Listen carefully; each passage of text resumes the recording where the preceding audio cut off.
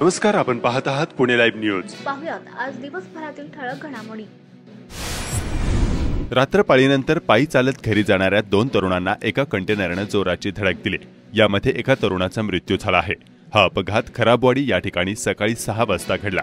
या प्रकरणी Mahalunge MIDC police ठाण्यात देवसिंग शिवलाल सिंग लोधी वयवर्ष 24 राहणार खराबवाडी यांनी फिर्याद दिली आहे। यावरून पोलिसांनी अज्ञात कंटेनर चालकावर गुन्हा दाखल केला आहे। या अपघातात पप्पू भाऊरीसिंग लोधी वयवर्ष 22 राहणार खराबवाडी याचा मृत्यू झाला आहे।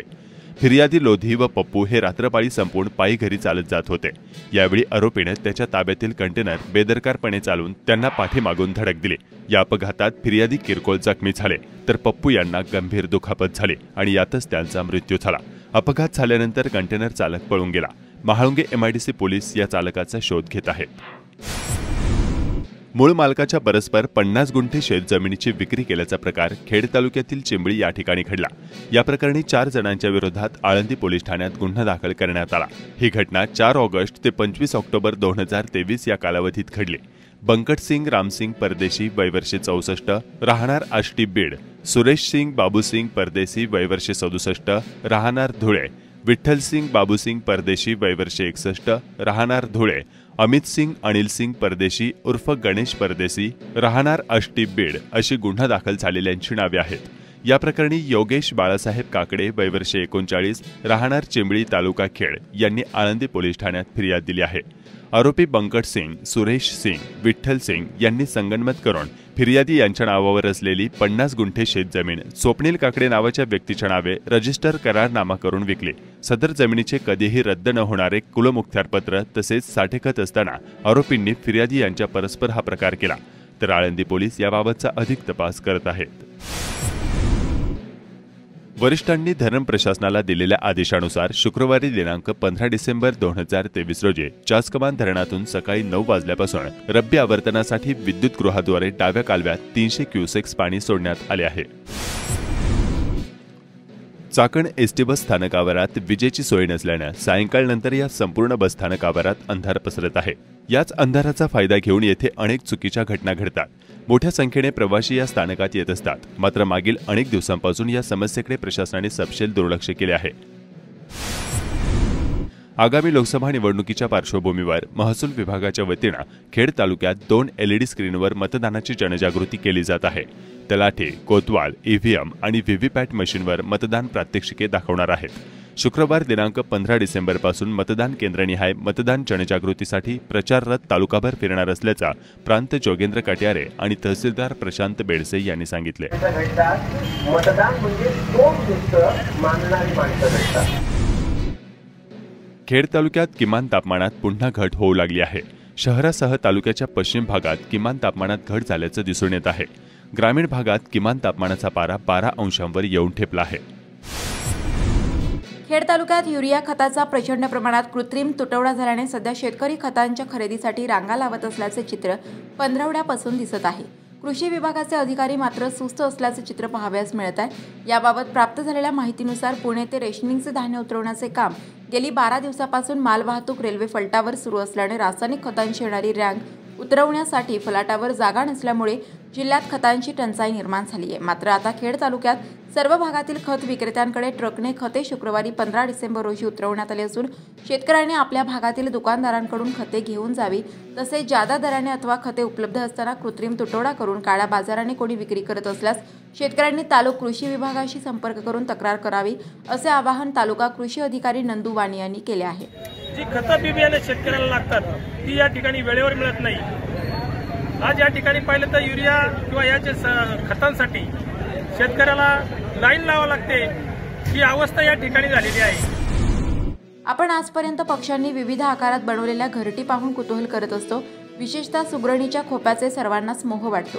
मात्र मुंग्या सुद्धा झाडावर देखणे आकर्षक स्वरक्षणासाठी ठणक घरटी उभारत असल्याची बाब भीमाशंकर अभयारण्यात फिरताना निदर्शनास येत आहे। मधमाशा जसे झाडावर स्वतःचे पोळे बनवते तशाच प्रकारे पाणी आणि बागायती क्षेत्रात भुंग्यांच्या आकारातील रांजण माशा सुद्धा स्वतःचे घरटे बांधतात। हे घरटे म्हणजे फायर प्रूफ मानले जाते।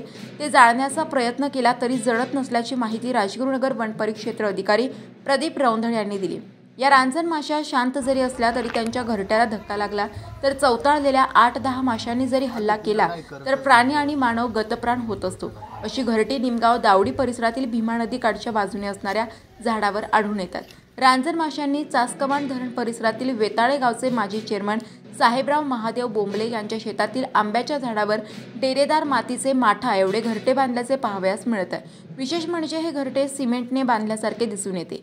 या भागात रांजण माशा दिसतात, मात्र काहीच त्रास नसल्याचे साहेबराव बोंबले यांनी सांगितले.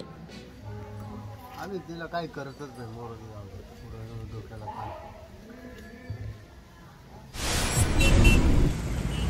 चाकण शहर आणि औद्योगिक भागातील वाढलेल्या रहदारीच्या तुलनेतील अरुंद रस्ते व त्या रस्त्यावर उभी असणारी दुचाकी व चारचाकी वाहने, बेकायदा प्रवासी वाहतूक पोलिसांचे दुर्लक्ष यामुळे सतत वाहतुकींची मोठी कोंडी होत आहे. या वाहतूक कोंडीचा मोठा त्रास प्रवासी वाहन चालक, रुग्णवाहिका चालक, कामगार, विद्यार्थ्यांना सहन करावा लागत आहे. या रस्त्यावर चालताना तारेवरची कसरत पादचाऱ्यांना करावी लागत असून दररोजच्या वाहतूक कोंडीमुळे नागरिक व वाहनधारक अक्षरशः हैराण झाले आहेत.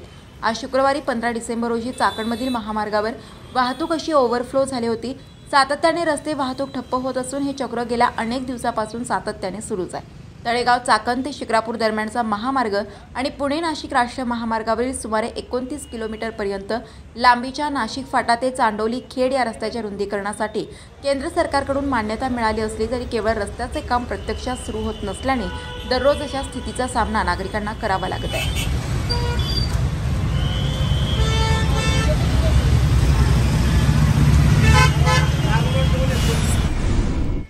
पुणे नाशिक राष्ट्रीय महामार्ग दुचाकीस्वार व चारचाकी वाहन चालकांसह रस्ता ओलांडणाऱ्या पादचारी मंडळींसाठी मृत्यूचा सापळा झालाय.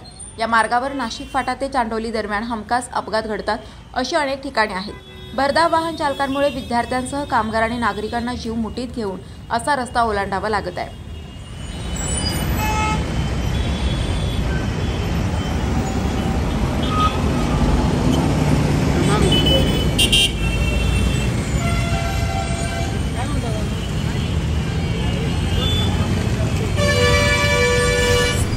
कीर्तनकार यांच्यासाठी खासदार डॉक्टर अमोल कोल्हे यांनी शिरूर लोकसभा मतदारसंघातील प्रत्येक तालुक्यात मोफत आरोग्य शिबिर आयोजन केले आहे. खेड तालुक्यातील आरोग्य शिबिर आळंदी देवाची येथील अमृतनाथ महाराज संस्था येथे दिनांक 16 डिसेंबर 2023 रोजी होणार असून याचा लाभ सर्व प्रवचनकार, कीर्तनकार यांनी घ्यावा असे आवाहन खासदार डॉक्टर अमोल कोल्हे यांनी केले आहे. महात्मा ज्योतिबा फुले व क्रांतिज्योती सावित्रीबाई फुले यांच्या पूर्णाकृती पुतळ्याचे काम प्रगतीपथावर आहे. लवकरच हे संपूर्ण पुणे जिल्ह्यातील सर्वात भव्य पुतळे या ठिकाणी उभे राहणार आहेत. महात्मा फुले व क्रांतिज्योती सावित्रीबाई फुले ट्रस्टच्या माध्यमातून हे काम सुरू आहे. 11 मे 2023 रोजी या पुतळ्याच्या कामाचे भूमिपूजन करण्यात आले होते. साईबाबा ग्रामीण पतसंस्थेच्या तज्ज्ञ संचालकपदी प्रकाश वाडेकर यांची निवड करण्यात आली आहे. संचालक मंडळाच्या सभेत झालेल्या बैठकीत झालेल्या निर्णयानुसार ही निवड करण्यात आली आहे. चाकण औद्योगिक वसाहतीतील महत्त्वाच्या रस्त्यांसाठी खेडचे आमदार दिलीप मोहिते पाटील यांच्या माध्यमातून 139 कोटी 20 लाख रुपये मंजूर झाल्याची माहिती खेड तालुका राष्ट्रवादी युवक काँग्रेस पश्चिम विभागाध्यक्ष अमोल पानमान यांनी पुणे लाईव्ह सोबत बोलताना दिली. चाकण एमआयडीसी टप्पा क्रमांक 4 मधील वाढते नागरिककरण आणि वाहतुकीमुळे रस्त्याच्या अनेक समस्या या ठिकाणी निर्माण झाल्या होत्या.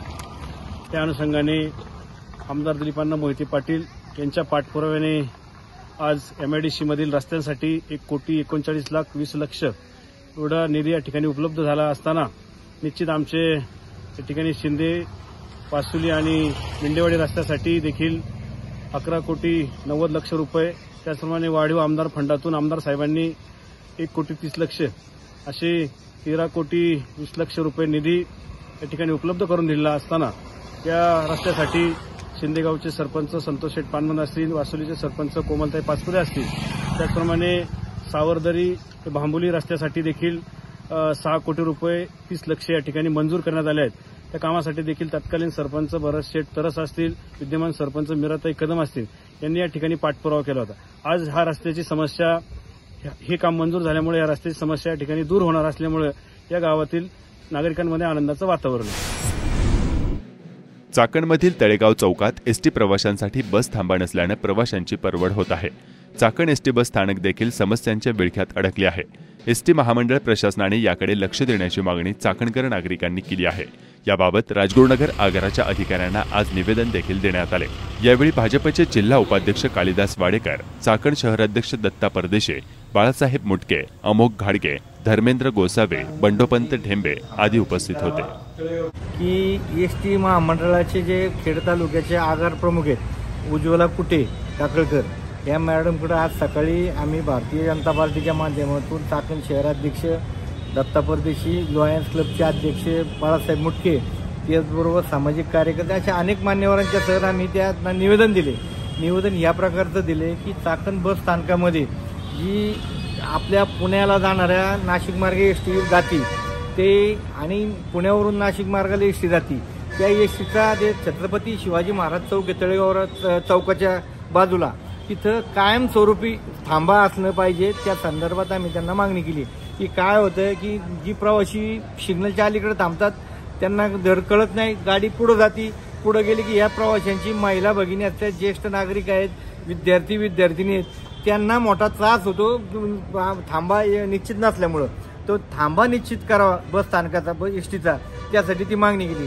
दुसरी एक मागणी अशी केली की या चाकण बस स्थानकामध्ये ज्या निविदाप्रमाणे लाईट लावायला पाहिजे होत्या तर रात्रीच्या वेळी रात्री अंधार असतो सगळ्या याच्यामध्ये आणि अंधार असल्यामुळं रात्रीचे दारुडे गरजुले ही जी मंडळी त्याचा महिला वर्गाला प्रवाशांना मोठा त्रास होतो, तर त्यासाठी लाईटची व्यवस्था तात्काळ लाईट लावली पाहिजे ही एक मागणी।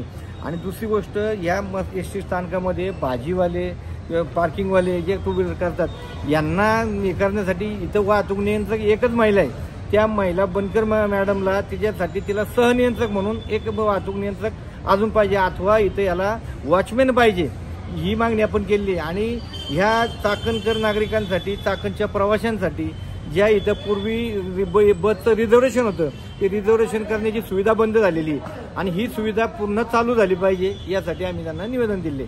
आणि जर लवकरात लवकर इथं स्वच्छतेसाठी चाकणच्या विकासासाठी ह्या ज्या 2-3 मागण्या केल्या त्यांनी लवकरात लवकर पूर्ण कराव्या अशा प्रकारे त्यांना मागणी केली। खेडचे प्रांताधिकारी जोगेंद्र कटारे आणि तहसीलदार प्रशांत बेडसे यांच्या विरोधात जिल्हाधिकारी डॉक्टर राजेश देशमुख यांच्याकडे काही तक्रारी आल्या होत्या। त्यानंतर जिल्हाधिकारी डॉक्टर देशमुख यांनी या प्रकरणाची गंभीर दखल घेत जिल्हाधिकारी कार्यालयातील 3 अधिकाऱ्यांची चौकशी समिती नेमली होती।